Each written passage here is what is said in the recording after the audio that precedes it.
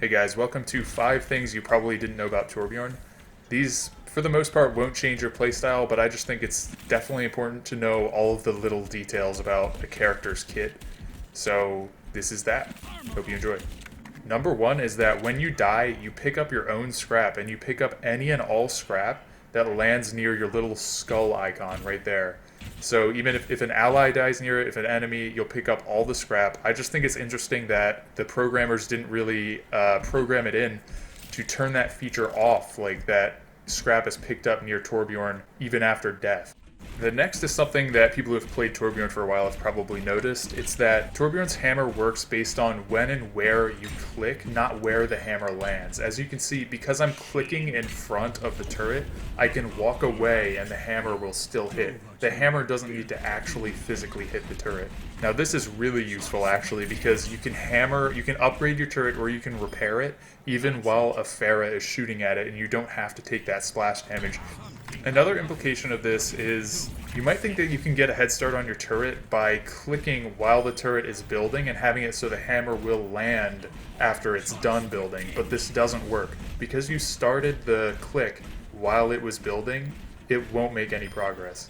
So what does this mean? Basically, you're wasting your time if you start hammering on the turret while it's building at all. You have to wait for it to finish building completely before you can even take a swing at it. So instead of swinging at it uselessly, I suggest like throwing some armor or pulling out your weapon and taking a shot. That is the most optimal thing to do.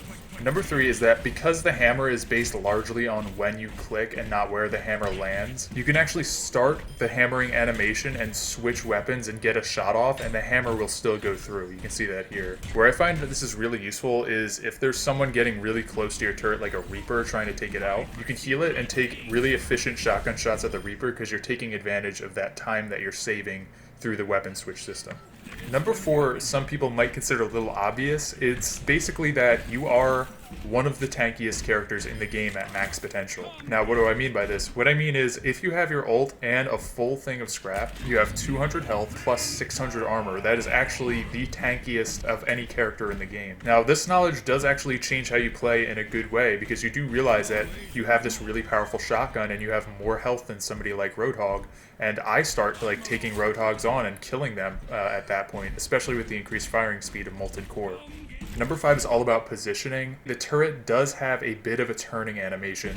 However, the turret fires instantly at anyone in its little patrol range. You see how it like goes to the left and right?